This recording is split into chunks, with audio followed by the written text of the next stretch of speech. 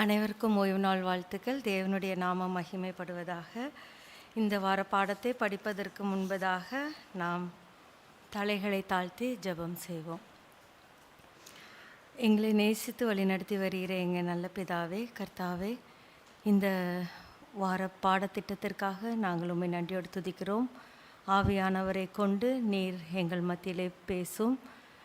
உம்முடைய வார்த்தையினால் நிரப்பியறலும். நாங்கள் என்ன சத்தியத்தை புரிந்து கொள்ள வேண்டும் என்று நீர் சித்தம் கொண்டிருக்கிறீரோ அதை நாங்கள் அவ்வாறே புரிந்து கொள்வதற்கு நீர் எங்களுக்கு உதவி புரிந்தரலும். மீட்பர் இயேசுவின் மூலம் வேண்டுகிறேன் பிதாவே, ஆமென். பாடம் 8, சீனாயில் உடன்படிக்கை. மனப்பாட வசனம் யாத்ராகமம் 19வது அதிகாரம் வசனங்கள் 4 முதல் 6 வரை. அனைவருமாக சேர்ந்து வாசிப்போம். யாத்ராகமம் 19 வசனங்கள் 4 முதல் 6 வரை. அனைவருமாக சேர்ந்து வாசிப்போம். நான் எகிப்தியருக்கு செய்ததையும், நான் உங்களை கழுகுகளுடைய செட்டைகளின் மேல் சுமந்து உங்களை என் அண்டையிலே சேர்த்து கொண்டதையும் நீங்கள் கண்டிருக்கிறீர்கள். இப்பொழுது நீங்கள் என் வாக்கை உள்ளபடி கேட்டு என் உடன்படிக்கையை கைக்கொள்வீர்களானால் சகல ஜனங்களிலும் நீங்களே எனக்கு சொந்த சம்பத்தாய் இருப்பீர்கள். பூமி எல்லாம் என்னுடையது. நீங்கள் எனக்கு ஆசாரியர் ராஜ்யமும் பரிசுத்த ஜாதியுமாய் இருப்பீர்கள். யாத்ராம் 19 4 முதல் 6. இந்த வார பாடத்திற்காக நம்மளுக்கு கொடுக்கப்பட்ட அதிகாரங்கள் யாத்ராகமம் 19வது அதிகாரம் மற்றும் 20வது அதிகாரம். ஸோ நம் 19 யாத்ராகமம் 19ம் 20வது அதிகாரத்தை திருப்பிக் கொள்ளுமாறு நான் கேட்டுக்கொள்கிறேன். இந்த அதிகாரத்திற்கு முன்பதாக என்ன நடந்தது அப்படின்ட்டு நம்ம பார்த்தோம் அப்படின்னா, தேவன் தம்முடைய மக்களை எகிப்தில் இருந்து வாக்குத்தத்தம் பண்ணப்பட்ட தேசத்திற்கு அழைத்து வர்றாரு. அழைத்து வர்ற அந்த வழிகளிலே ஏற்கனவே அவர்கள் ஆண்டவருடைய மகிமையான காரியங்களை கண்டார்கள்.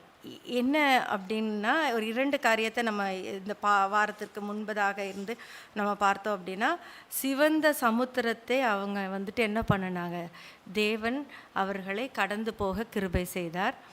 அடுத்தது அவர்களுக்கு தேவன் அப்பத்தையும் தண்ணீரையும் ஆசீர்வதித்து தந்தார். இப்போ இது எல்லாமே அற்புதமாக அவர்களுக்கு நடந்தது. இது எல்லாம் அவங்க பார்த்து வந்தாங்க. தேவன் எதற்காக அவர்களை அந்த அடிமைத்தனத்தில் இருந்து வெளியேற்றினார் அப்படிங்கிறத நம்ம பார்த்தோம் அப்படின்னா, அவங்க எகிப்தில் அடிமைகளாக இருக்கும்போது அவங்களுக்கு தேவனை தொழுது கொள்வதற்கான ஒரு ஸ்லாக்கியம் இல்லை. அப்போது அவங்க என்ன கேட்குறாங்க அப்படின்னா, ஆராதனை செய்வதற்கு, யாருக்கு, தேவனுக்கு ஆராதனை செய்வதற்கு அந்த ஜனங்களை எகிப்தில் இருந்து என்ன பண்ணுறாங்க, கொண்டுட்டு வராங்க வெளியில். அப்போ ஆராதனை அவங்க செஞ்சாங்களா அப்படின்னா, இப்போ வரைக்கும் என்ன பண்ணலை. அவங்க ஆராதனை அப்படிங்கிறதுல அவங்க இன்னும் வரலை. ஒரு ஆராதனை அப்படின்னா என்னெல்லாம் இருக்கும், என்ன நடக்கும். இப்போ நம்ம இருக்கிறது ஆலயம், இது ஒரு பரிசுத்த ஸ்தலம். இதில் நம்ம என்ன பண்ணுறோம் அப்படின்னா, தேவனை ஆராதிக்கிறோம். இப்போ தேவனை ஆராதிக்கிறோம் அப்படின்னா என்னெல்லாம் நடந்துட்டு என்னெல்லாம் நடக்குது, ஆண்டவருடைய பிரசன்னம் என்ன செய்யுது, இங்கே இருக்குது அப்படிங்கிற ஒரு விசுவாசம் நம்மளுக்குள்ளே உண்டு. அப்போ ஆராதிக்கும்போது தேவனுடைய பிரசன்னத்தை நம்ம என்ன பண்ணணும், உணர வேண்டும். அதுதான் ஆராதனையில் மிக முக்கியமானது. ஆண்டவருடைய பிரசன்னத்தை நம்ம உணரவில்லை அப்படின்னா அந்த ஆராதனை எப்படிப்பட்டது, ஒரு வீணான ஆராதனை அப்படின்ட்டு. அப்போ இன்றைக்கி நம்ம இந்த ஆராதனைக்குள்ளே நம்ம வந்திருக்கிறவங்க ஆண்டவருடைய பிரசன்னத்தை உணர்ந்திருக்கிறோமா? அப்போ அவங்க ஆண்டவருடைய பிரசன்னத்தை உணருவதற்காக ஒரு இடத்தை தேவன் ஆயத்தம் பண்ணினார். நம்ம ஆண்டவருடைய பிரசன்னத்தை உணர்வதற்காக நம்மளுக்கு ஆண்டவர் வந்துட்டு இந்த ஸ்தலத்தை என்ன பண்ணியிருக்கிறாரு, கொடுத்துருக்கிறார் ஆராதனை செய்வதற்காக. அதே போல் இஸ்ரவேல் மக்கள் எகிப்தில் இருந்து வெளியில் வந்துட்டதுக்கப்புறம் தேவனுடைய பிரசன்னத்தை அவர்கள் உணர்ந்து கொள்வதற்காக ஒரு ஸ்தலத்தை தேவன் ஆயத்தம் பண்ணினார். அதுதான் என்னது, சீனாய் மலை. சரியா? இதை வந்துட்டு எப்போ அவங்களுக்கு ஆயத்தம் பண்ணப்பட்டது அப்படின்னா, அவங்க வெளியிலே வர்றதற்கு முன்னதாகவே ஆண்டவர் வந்துட்டு அடிமைத்தனத்தில் இருந்து கொண்டுட்டு வராங்க, எகிப்தில் இருந்து கொண்டுட்டு வராங்க. கொண்டுட்டு வர்றதற்கு முன்னாடியே ஆண்டவர் வந்துட்டு என்ன சொன்னாங்க அப்படின்னா, நீங்கள் வந்துட்டு இந்த சீனாய் மலையில் எனக்கு என்ன பண்ணுவீங்க, ஆராதனை செய்வீங்க அப்படிங்கிறத தேவன் அவர்களுக்கு வாக்குரைத்தார். அதை நம்ம வாசிப்போம். யாத்திராகமம் 3வது அதிகாரம் 12வது வசனம். யாத்திராகமம் 3:12.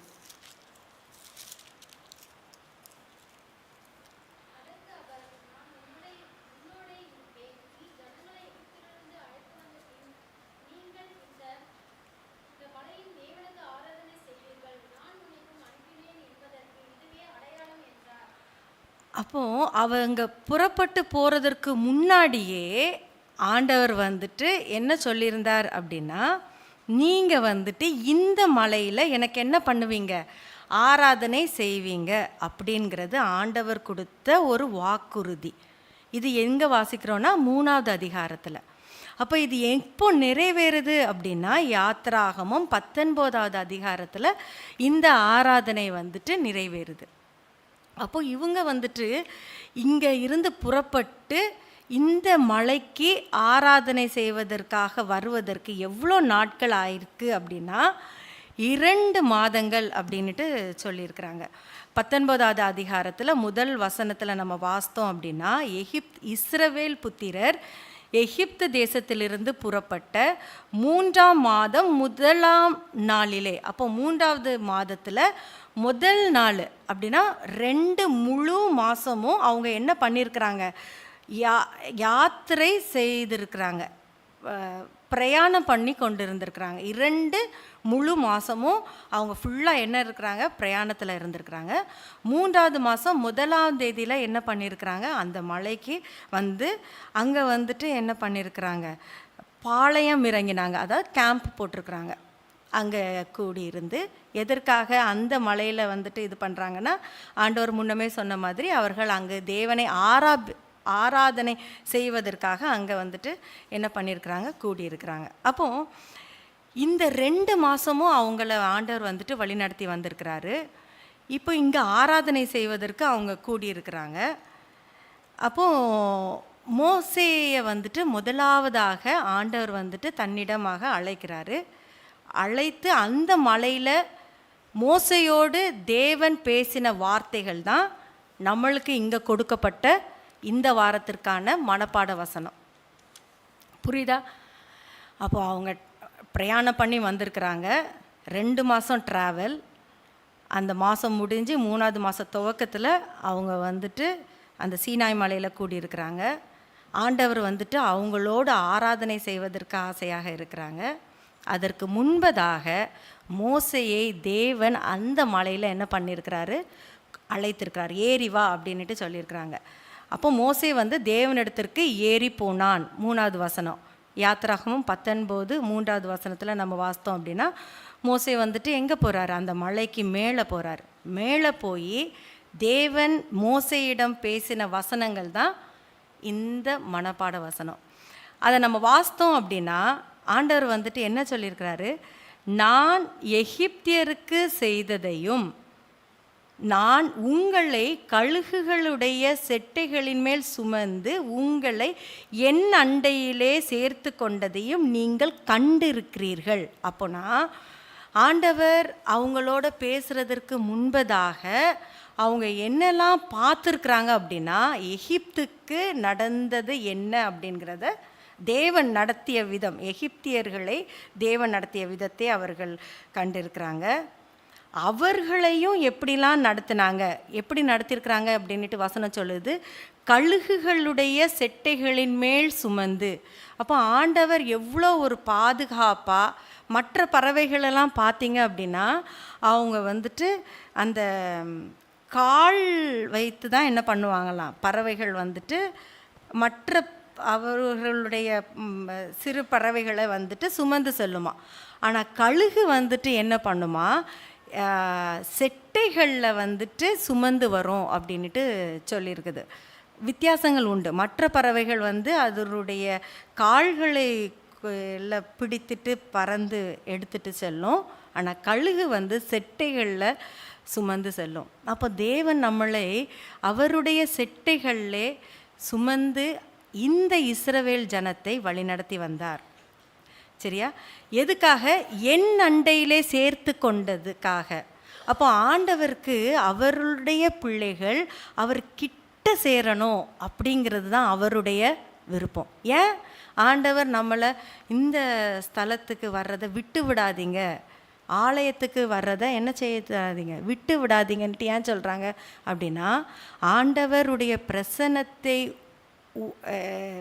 வெளிப்படுத்தக்கூடிய இந்த ஸ்தலத்தில் அவர் தம்முடைய மக்களோடு சேர்ந்து இருக்கணும் அப்படிங்கிறது தான் அவருடைய விருப்பம். அப்போ அவர்களை சேர்த்து கொள்வதற்காக அதுக்கப்புறம் தான் என்ன சொல்கிறாரு அப்படின்னா, இப்பொழுது நீங்கள் என் வாக்கை உள்ளபடி கேட்டு என் உடன்படிக்கையை கை கொள்வீர்களானால். இன்னும் வரைக்கும் என்ன தரலை, உடன்படிக்கை வந்துட்டு இன்னும் கொடுக்கலை.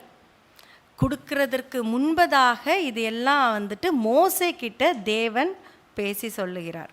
அப்போது நீங்கள் வந்துட்டு என்னுடைய உடன்படிக்கையை கை கொண்டீங்க அப்படின்னா சகல ஜனங்களிலும் நீங்களே எனக்கு சொந்த சம்பத்தாய் இருப்பீர்கள், பூமியெல்லாம் என்னுடையது, நீங்கள் எனக்கு ஆசாரிய ராஜ்யமும். ஆசாரிய ராஜ்யம், ராஜ்யம் அப்படின்னா ஒரு நேஷன், ஒரு பெரிய இது, பரிசுத்த ஜாதியும் அப்படின்ட்டு ஆண்டவர் வந்துட்டு நம்மளை அழைக்கணும் அப்படின்ட்டு ஆண்டவருடைய விருப்பம் அப்படிங்கிறத மோசே கிட்ட தேவன் வெளிப்படுத்தியிருக்கிறார். சரியா? இப்போ மோசே வந்துட்டு இந்த வார்த்தைகளை வந்துட்டு என்ன பண்ணுறாரு, கொண்டுட்டு வராரு அவருடைய இஸ்ரவேல் மக்கள்கிட்ட தெரியப்படுத்துறதற்காக. அப்போ மோசே வந்துட்டு இந்த வசனத்தின சொன்னபடி ஒரு ஆசாரியனாக வெளிப்படுத்தப்படுகிறார். ஆசாரியனுடைய வேலை என்ன அப்படின்னா, மக்களுக்கு முன்பாக தேவனை ரெப்ரசன்ட் பண்ணணும். அதே போல் தேவனுக்கு முன்பாக மக்களை பிரதிபலிக்கிறது தான் ஒரு ஆசாரியனுடைய வேலை. அப்படி தானே? ஒரு ஆசாரியன் அப்படின்னா அவர்கள் வந்து தேவனுக்கு முன்பதாக மக்களை ரெப்ரசன்ட் பண்ணுறதும், மக்களுக்கு முன்பாக தேவனை ரெப்ரசன்ட் பண்ணுறது தான் என்னது, ஒரு ஆசாரியனுடைய வேலை. அப்போ இங்கு மோசே அந்த ஆசாரிய ஊழியத்தை இஸ்ரவேலர்களுக்காக செய்து வருகிறார். அப்போது இதுபடி இந்த வசனத்தின்படி அவங்க என்ன இது பண்ணுறாங்க அப்படின்னா, தமக்கு கீழ்ப்படிந்து. அப்போ இந்த ஒரு உடன்படிக்கை வந்துட்டு நிபந்தனைக்குட்பட்ட ஒரு உடன்படிக்கை. ஒரு சில உடன்படிக்கை வந்துட்டு என்ன இல்லை, கண்டிஷன் கிடையாது. என்ன ஒரு உதாரணம் அப்படின்னா, நல்லோர் மேலும் தீயோர் மேலே என்ன பண்ணுவார் ஆண்டவர், மழையை வருஷிக்க பண்ணுவார். அதில் ஏதாவது கண்டிஷன் இருக்குதா, நீ நல்லா இருந்தால் தான் உனக்கு மழை தருவேன் அப்படின்ட்டு? இல்லை. ஒரு சில உடன்படிக்கைகள் நிபந்தனைக்கு உட்பட்டது, ஒரு சில உடன்படிக்கைகள் நிபந்தனைக்கு உட்படாதது. இந்த உடன்படிக்கை நிபந்தனைக்கு உட்பட்டது. அப்போ என்ன நிபந்தனை ஆண்டவர் எதிர்பார்க்கிறார் அப்படின்னா, தமக்கு கீழ்ப்படியணும் அப்படின்ட்டு தேவன் விரும்புகிறார். அப்போது தமக்கு கீழ்ப்படுகிறவர்களை அவர்கள் ஆசாரிய ராஜ்யமாகவும் பரிசுத்த ஜனமாகவும் அவர் வந்து மாற்றுவதாக வாக்குரைக்கிறார். அப்போ இது வந்துட்டு ஆண்டவர் நம்மளை வந்துட்டு இப்படி மாற்றணும் அப்படின்னா, நம்ம வந்து ஆண்டவர் கொடுத்த கட்டளைக்கு நம்ம என்ன பண்ணணும், கீழ்ப்படியணும். இப்போது கீழ்ப்படிந்தாங்களா அப்படின்னா அவங்க என்ன சொன்னாங்க, நாங்கள் எல்லாருமே என்ன பண்ணுவோம், கீழ்ப்படிவோம் அப்படின்ட்டு சொல்லி அவர்கள் வந்துட்டு வாக்குறுதி இந்த காரியத்தை மூப்பர்களை கொண்டு அவர் மோசே வந்துட்டு வெளிப்படுத்துகிறாரு. மூப்பர்கள் கிட்ட சொன்ன உடனே அதற்கு ஜனங்கள் என்ன செய்கிறாங்க அப்படின்னா, 8வது வசனத்தை வாசிப்போம். யாத்திராகமும் 19வது அதிகாரம் 8வது வசனம்.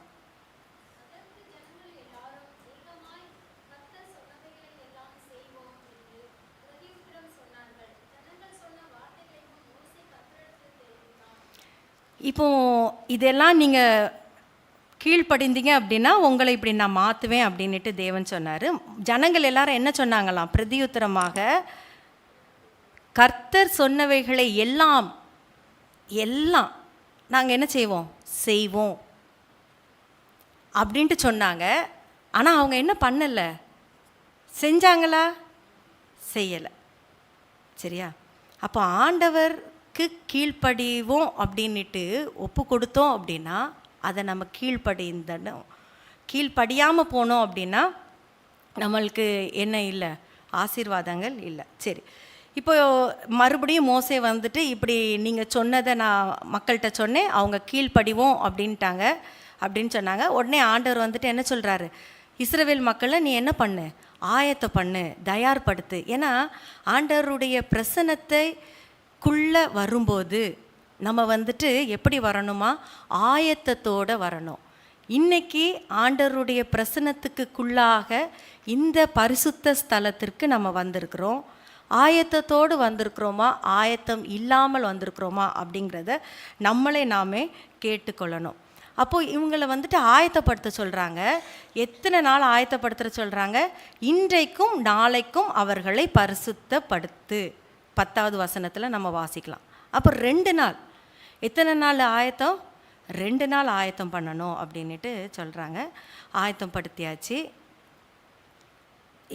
அவர்களுக்கு எல்லையை குறிக்கிறாங்க. இந்த எல்லைக்கு மேலே நீங்கள் என்ன பண்ணக்கூடாது, வரக்கூடாது, மிருகங்களும் வரக்கூடாது, தொட்டால் கூட என்ன ஆயிரும், மரணம் வந்துடும் அப்படின்ட்டு அந்த மலைக்கு உரிய மகிமையை ஜனங்கள் செலுத்தணும், பரிசுத்தத்தை அவர்கள் கடைபிடிக்கணும் அப்படிங்கிறத மோசேக்கிட்ட ஆண்டவர் வந்துட்டு என்ன சொல்கிறாங்க. அப்போது ஆண்டவருடைய பிரசன்னம் இறங்கக்கூடிய ஸ்தலத்தில் எவ்வளோ ஒரு பரிசுத்தம் இருக்கணும் அப்படின்ட்டு தேவன் எதிர்பார்க்கிறார். அப்போது அவங்க பரிசுத்தம் இல்லாமல் ஆண்டவருக்கு கீழ்ப்படியாமல் அதை ஒரு வேளை தொட்டிருந்தாங்க அப்படின்னா என்ன தான் ஆகும், நிச்சயமாகவே கொல்லப்படுவான். 12வது வசனத்தில் முடிவில் நீங்கள் பார்த்தீங்க அப்படின்னா அது தொட்டாலே என்ன ஆகிடுவான், கொல்லப்படுவான். ஆனால் யாராவது தொட்டாங்களா, மிருக ஜீவன்கள் ஏதாவது வந்து தொட்டிச்சா அப்படிங்கிற ரெக்கார்டு நம்மளுக்கு இல்லை. ஆனால் ஆண்டவருடைய வார்த்தை என்ன அப்படின்னா, அந்த இடத்துல ஆண்டவர் பிரசன்னமாகும்போது யாராவது அந்த மலையை தொட்டால் கூட மரணம் அப்படின்ட்டு. இப்போ வந்துட்டு ஆண்டவர் இதெல்லாம் ப்ரிப்ரேஷன் எல்லாம் முடிஞ்சுது. எத்தனை நாள் ப்ரிப்ரேஷன், எத்தனை நாள் ஆயத்தமானாங்க, 2 நாள் ஆயத்தமாயாச்சு. நம்மளும் ஆயத்தத்தோடு தான் வந்திருக்கிறோம் ஆண்டவருடைய பிரசன்னத்துக்குள்ளாக. இப்போ ஆண்டவருடைய பிரசன்னத்தை அவர்கள் உணர்கிறார்கள். ஒரு ட்ராமாட்டிக் சீனு இங்கே வந்துட்டு கொடுத்துருக்குறாங்க. பொதுவாக ஒரு மூவிலலாம் ஒரு முக்கியமான சீன் அப்படின்னா பின்னாடி ஒரு பேக்ரவுண்ட் மியூசிக்கு, லைட்னிங்கு இதெல்லாம் இருக்கும். அந்த மாதிரி ஒரு சீனு 16வது அதிகாரத்தில் நம்ம வாசிக்கலாம். 19வது அதிகாரம் 16வது வசனம். அதாவது 2 நாள் ப்ரிப்பரேஷன் முடிஞ்சுது. இது 3வது நாள். 3வது நாள் ஆண்டவருடைய பிரசன்னம் அந்த சீனாய் மலையில் வர்றப்ப என்ன ஒரு சீன் கிரியேட் ஆகுது அப்படிங்கிறத நம்ம வாசிப்போம்.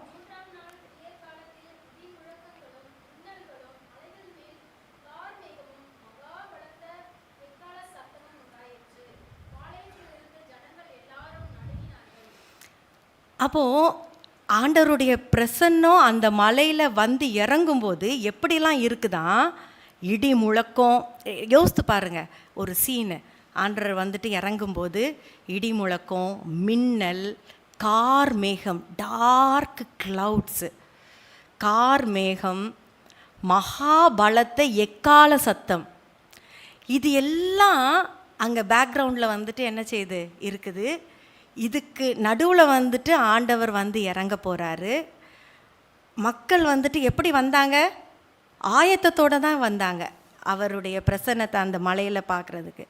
ஆனால் எப்படி இருந்தாங்க? இந்த சீன் கிரியேட் ஆகும்போது எப்படி இருந்தாங்களாம்? நடுங்கினார்கள். இன்றைக்கி நம்ம ஆண்டருடைய பிரசன்னத்துக்குள்ளே வந்திருக்கிறோம்.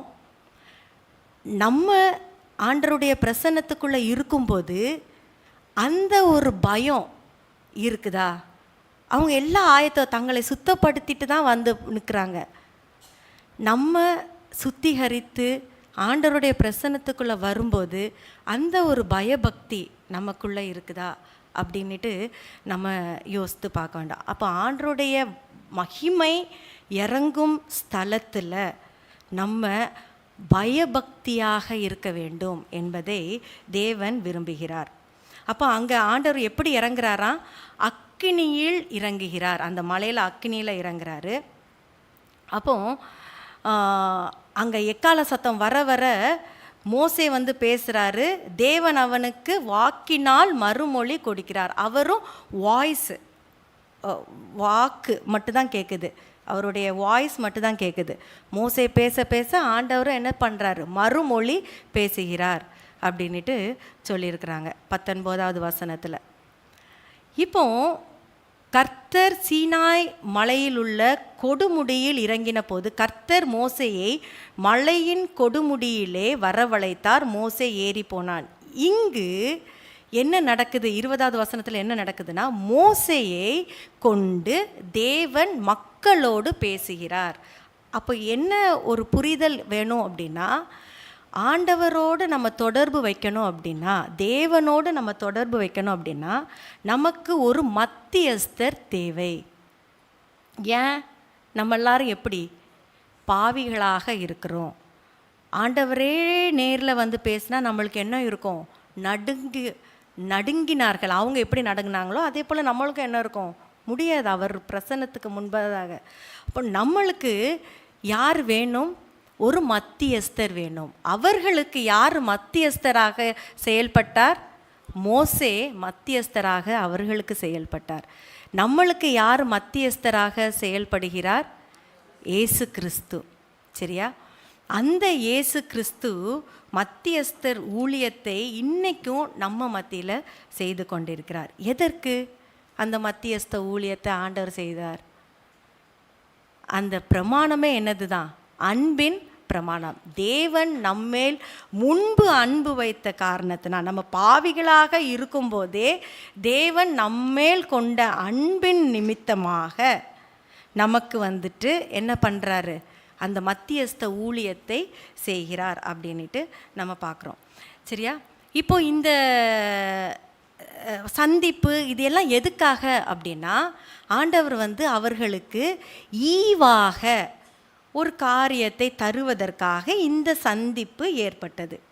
ஒரு மீட்டிங் அப்படின்னா ஒரு பர்பஸ் இருக்கணும்ல. எந்த ஒரு நோக்கமும் இல்லாமல் சந்திக்கிறதுங்கிறது ஒரு வீணானது. அப்போ இங்கே தேவன் அவர்கள் பிள்ளைகளோடு உறவா வைக்க வேண்டும், சேர்ந்து இருக்கணும் அப்படிங்கிறதுக்கு நோக்கம் என்ன அப்படின்னா, என்ன நோக்கம்? ஒரு ஈவு. என்ன ஈவு? 10 கற்பனை என்னும் ஈவு. அப்போ தேவன் நமக்கு அவருடைய பிரசன்னம் நமக்கு வெளிப்படும்போது சும்மா வந்துட்டு போக மாட்டார். நம்மளுக்கு ஆண்டவர் ஈவாக நம்மளுக்கு வந்துட்டு என்ன செய்கிறாரு? காரியங்களை தருவதற்கு அவர் ஆயத்தமாக இருக்கிறார். அப்போ அன்னைக்கு அவர்களுக்கு ஈவாக கொடுத்தது என்னது? 10 கற்பனை. 10 கற்பனையின் பொருள் என்னது? அன்பு. அதை சுருக்கமாக சம்மரியாக நம்ம எதில் பார்க்கலாம் அப்படின்னா, 2 பிரமாணங்களில் ஆண்டவர் வந்துட்டு கொடுக்குறாருல. மத்தேயு 22ஆம் அதிகாரத்தில் நம்ம பார்த்தோம் அப்படின்னா அதனுடைய சுருக்கத்தை நம்ம வந்து பார்க்கலாம். மத்தேயு 22ஆம் அதிகாரம் 36 முதல் 38 வரை.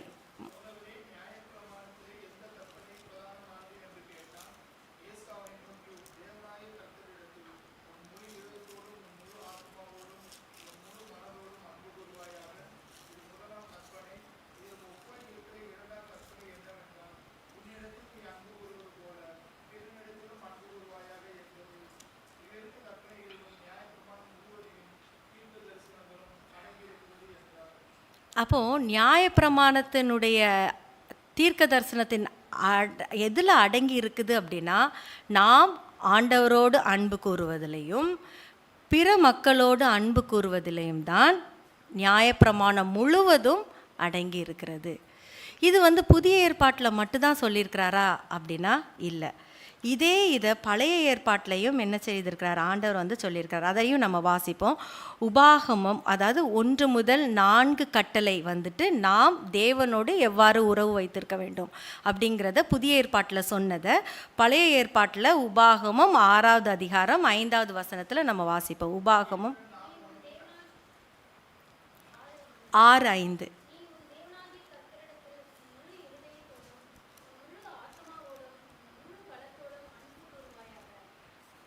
அப்போது உன் முழு இருதயத்தோடும் உன் முழு பலத்தோடும் உன் முழு ஆத்மாவோடும் அன்பு கூறுவாயாக அப்படிங்கிறது நாம் தேவனோடு எப்படி உறவு வைத்திருக்க வேண்டும் அப்படிங்கிறது முதல் 4 கற்பனைகள் பழைய ஏற்பாட்டில் கொடுத்துருக்குறாங்க. அதே போல் பிற மக்களோடு நம்ம எப்படி அன்பு வைத்திருக்க வேண்டும்ன்ட்டு புதிய ஏற்பாட்டில் தேவன் சொன்னாரோ அது பழைய ஏற்பாட்டிலையும் கொடுத்துருக்கிறார்.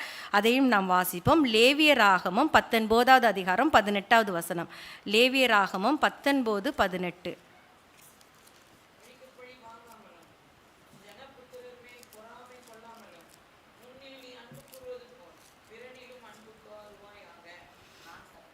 இப்போ உன்னில் நீ அன்பு கூறுவது போல பிறனிலும் அன்பு கூறுவாயாக அப்படிங்கிற அந்த பிரமாணத்தை ஆண்டவர் எங்கேயும் கொடுத்துருக்கிறாரு, பழைய ஏற்பாட்டிலையும் கொடுத்துருக்கிறார். அப்போது அந்த ஈவு 10 கற்பனை என்னும் ஈவு அன்பு, தேவனுடைய அன்பு நாம் தேவனிடம் காட்ட வேண்டும், மற்ற மக்களோடும் நாம் காட்ட வேண்டும். ஏன் இதை எதிர்பார்க்கிறார் அப்படின்னா, தேவன் அன்பாக இருக்கிறார். அது உடைய குணம், அவர் அன்பாக இருக்கிறார். நான் அன்பாக இருக்கிறேன் அப்படின்னா, if you love me keep my commandments, நான் தேவனோட அன்பாக இருக்கிறேன் அப்படின்ட்டு நான் வெளிப்படுத்தணும் அப்படின்னா இந்த பிரமாணத்தை கற்பனையை நான் என்ன செய்யணும், கை கொள்ளணும். இதனுடைய செயல்பாடு என்ன?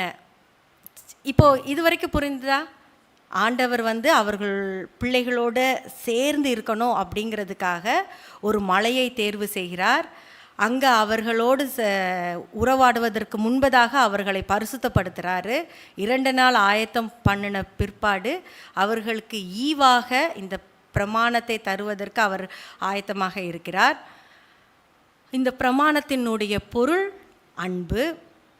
இதனுடைய செயல்பாடுகள் அப்படின்னா நம்ம ரோமர் 7வது அதிகாரம் 12வது வசனத்தில் வாசித்தோம் அப்படின்னா, ரோமர் 7:12 நியாயப்பிரமாணம் பரிசுத்தம் உள்ளது தான், கற்பனையும் பரிசுத்தமாயும் நீதியாயும் நன்மையாயும் இருக்கிறது.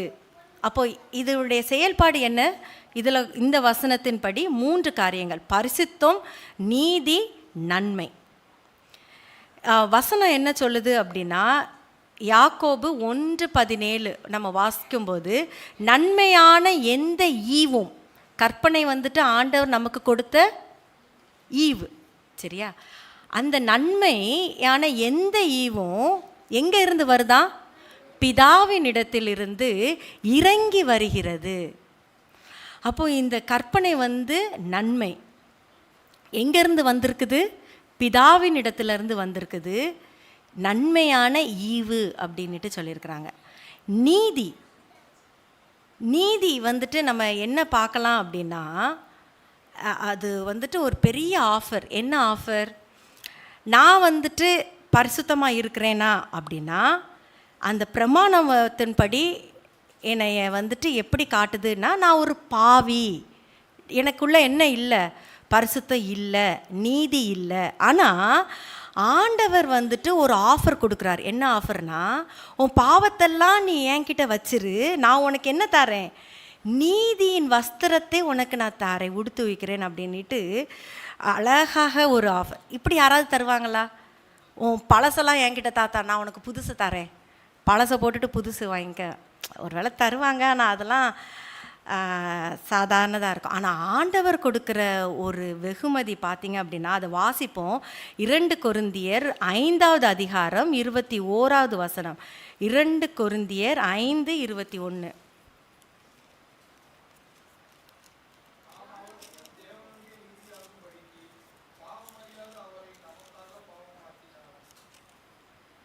அப்போ அதில் என்ன சொல்லியிருக்கிறாங்க அப்படின்னா, பாவம் அறியாத அவர்கிட்ட என்னவே இல்லை, பாவமே இல்லை. இப்போ அவர் வந்துட்டு நம்ம என்ன ஆக்கியிருக்கிறோம், பாவியாக ஆக்கியிருக்கிறோம். எப்படி? ஏன் பாவத்தை நான் என்ன பண்ணிட்டேன், ட்ரான்ஸ்ஃபர் பண்ணிட்டேன் அவர்கிட்ட. இப்போ எனக்கு என்ன கிடச்சிருக்குது, இன் ரிட்டர்ன் என்ன கிடச்சிருக்குது, நீதி. இப்போ எவ்வளோ ஒரு பெரிய ஆஃபர் இல்லையா? அப்போது இந்த செயல்பாடு வந்துட்டு என்னெல்லாம் கொடுத்துருக்குறாங்க, பரிசுத்தம். கற்பனை வந்துட்டு பரிசுத்தம். எப்படி பரிசுத்தம்? அவர் பரிசுத்தம், அதனால் அவர் கற்பனையும் பரிசுத்தம். நான் பரிசுத்தர் அப்படின்ட்டு ஆண்டவர் சொல்கிறார். அப்போ இது வந்துட்டு எப்படி இருக்குதா, என்ன செயல்பாடெலாம் பண்ணுதான், நம்மளை பரிசுத்தமாக்கும். எது? கற்பனை. கற்பனை நம்மளை பரிசுத்தமாக்கும். கற்பனை நம்மளை நீதியாக மாற்றும். கற்பனை நமக்கு நன்மையானதை தரும். எங்கே இருந்து? ஜோதிகளின் பிதாவினிடத்திலிருந்து. அப்போது இப்படிப்பட்ட ஒரு நன்மையான காரியம் இந்த கற்பனை செய்து அப்படின்னா, இந்த கற்பனையில் உடைய நோக்கம் என்ன அப்படின்னா, கற்பனையின் நியாயப்பிரமாணத்துக்கு ஒரு நோக்கம் இருக்கும் இல்லையா? அதை நம்ம வாசிப்போம். ரோமர் 10வது அதிகாரம் 4வது வசனம். ரோமர் 10வது அதிகாரம் 4வது வசனம்.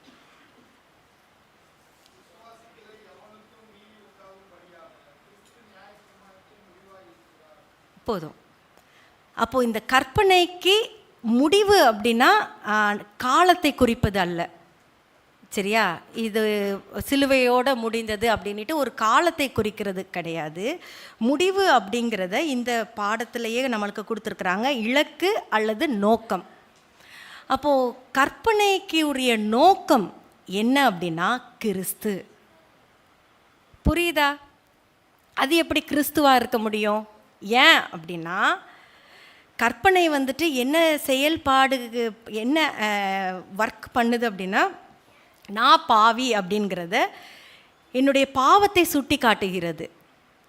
அப்போ நான் பாவியாக இருக்கும்போது நான் எப்படி நீதிமானாக ஆகிறது? அப்போ கிறிஸ்து தான் என்னுடைய பாவத்தை ரட்சித்தார், பாவத்திலிருந்து என்னை ரட்சித்தார் அப்படிங்கிற ஒரு விசுவாசம் எனக்கு இருந்தது அப்படின்னா, நம்ம என்ன பண்ணுவோம்? கிறிஸ்துவை நோக்கி பார்ப்போம். அப்போ அவருடைய நீதி நமக்கு கொடுக்கப்படும். அப்போ கற்பனை நியாயப்பிரமாணத்தின் முடிவாக இருக்கிறது. கிறிஸ்து நியாயப்பிரமாணத்தின் முடிவாக இருக்கிறார் அப்படின்னா, இப்போ கற்பனையில் நான் யாரை பார்க்கணும்? கிறிஸ்துவை பார்க்கணும். அந்த கிறிஸ்து எப்படிப்பட்டவர்? அன்பான தேவன். ஏன்னா கற்பனையின் பொருள் அன்பு. அப்போ இன்னைக்கு அப்படிப்பட்ட ஒரு அன்பான தேவனை அவருடைய சமூகத்தில் அவருடைய பிரசன்னத்தை உணரத்தக்கதாக இங்கே கூடி வந்திருக்கிற நம்ம ஒரு பயபக்தி, ஒரு நடுக்கம் அதெல்லாம் இருக்குதா? அவங்க வந்துட்டு கடைசியில் என்ன சொன்னாங்க அப்படின்னா, ஜனங்கள் எல்லாரும் இதெல்லாம் பார்த்து பயந்துட்டு, நீங்களே என்ன செய்யுங்க, பேசுங்க. அவங்க பேசுனா நாங்கள் செத்து போவோம். யார் பேசுனா? ஆண்டவர் பேசுனா மக்கள் செத்துருவாங்களாம். அப்போ அந்த பயம் அவங்களுக்கு இருந்தது. இன்றைக்கி எனக்கு எப்படி ஒரு பட்ட பயத்தோடு நான் இங்கே வந்திருக்கிறேன் அப்படின்ட்டு நம்மளை நாமளே கேட்டு பார்க்கணும். அந்த ஒரு மகிமையை அவர்கள் உணர்ந்தார்கள். ஆண்டவர் உடைய ஜெபத்தில் நம்மளுக்கு சொல்லப்பட்டிருக்கிற ஜெபம் என்ன? பரமண்டல ஜெபம், ஒரு மாதிரியான ஒரு ஜெபம். வேறு எக்ஸாம்பிள் அதில் என்ன ஃபஸ்ட்டு சொல்லியிருக்குது? உம்முடைய நாமம் பரிசுத்தப்படுவதாக. அவருடைய நாமம் வந்துட்டு முதல்ல என்ன பண்ணணும்? பரிசுத்தப்படணும். அடுத்தது என்ன வரும்? உம்முடைய ராஜ்யம் வருவதாக. அவருடைய ராஜ்யம் இங்கே வரணும். அதுக்கு அடுத்தது, உம்முடைய சித்தம் பரலோகத்திலே செய்யப்படுவது போல பூமியிலையும் செய்யப்படணும். இதுதான் இன் பிட்வீன், ஃபஸ்ட்டுக்கும் செகண்டுக்கும் நடுவில் நடக்க வேண்டியது.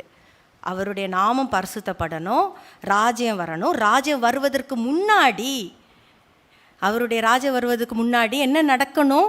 இந்த பூமியில் பரலோகத்தில் அவர் என்ன சித்தம் கொண்டிருக்கிறாரோ அது பூலோகத்திலும் நடக்கணும். நடக்குதா அப்படிங்கிறது நம்மளை நாமளே கேட்டுக்கொள்ள வேண்டிய ஒரு கேள்வி. அப்போ ஆண்டவர் வந்துட்டு சும்மா ஒரு கற்பனையை கொடுத்துட்டு கீழ்ப்படி அப்படின்ட்டு சொல்லலை. ஆண்டவர் வந்துட்டு ஏதோ ஒன்று நம்மளுக்கு செஞ்சுருக்கிறார். அந்த இஸ்ரவேலருக்கு செஞ்சார். அதான வசனம் சொல்லுது, எகிப்தியருக்கு செஞ்சேன், உங்களுக்கும் செஞ்சேன், அதனால் நான் கீழ்ப்படிங்க அப்படின்ட்டு சொல்கிறேன். ஒரு நிபந்தனை. இன்றைக்கி நம்மளை அதே கற்பனைகளை இருதயத்தில் எழுதி கொடுத்து கீழ்ப்படிந்துரு, உனக்கு நீ ஒரு பாவி, உனக்கு கிறிஸ்து தேவை, அதனால் நீ கீழ்ப்படி, அப்போ உன்னுடைய பாவத்தில் இருந்து நீ ரட்சித்து நீதிமானாக மாறுவ அப்படின்ட்டு ஆண்டவர் ஒவ்வொரு சூழ்நிலையிலையும் நம்மளுக்கு சொல்லி கொடுக்கிறார். அப்போ இந்த கீழ்ப்படி கர்த்தருக்குள்ளாக கீழ்ப்படிய முடியும். முடியாததை ஆண்டவர் வந்துட்டு எதிர்பார்க்க மாட்டார் அப்படின்ட்டு நான் விசுவாசிக்கிறேன். ஆமாம், அதுதான் அந்த நியாயப்பிரமாணத்தினுடைய இலக்கே கிறிஸ்து தான். அவரை கொண்டு தான் இதை கை கொள்கிறதோ கீழ்ப்படுகிறதோ முடியும். அவர் இல்லாமல் நம்மளால் என்ன பண்ண முடியாது? அந்த நியாயப்பிரமாணத்தை முழுமையாக கை கொள்ள முடியாது.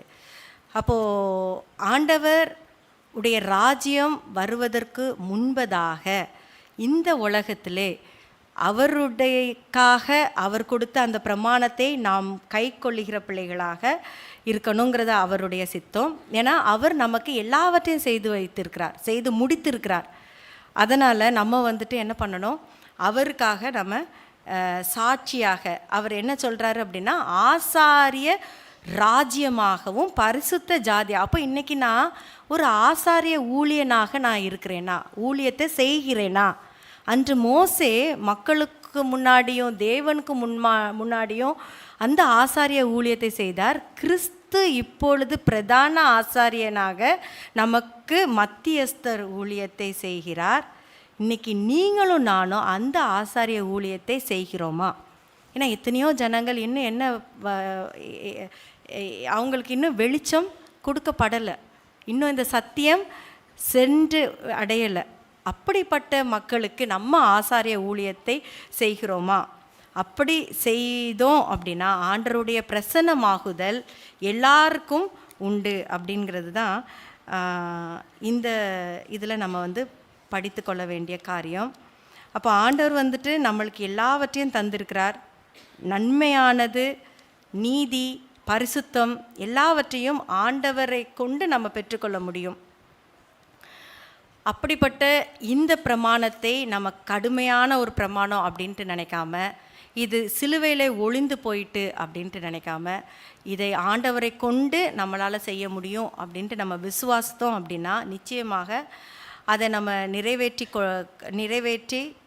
கொள்ள முடியும். ஆண்டவருடைய பிள்ளைகளாக நாமளும் வாழ முடியும் என்று நான் விசுவாசிக்கிறேன்.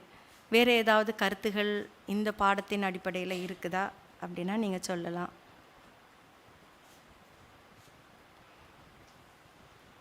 அப்படி எதுவும் இல்லைன்னா நம்ம ஜெபம் செய்து பாடத்தை நிறைவு செய்வோம்.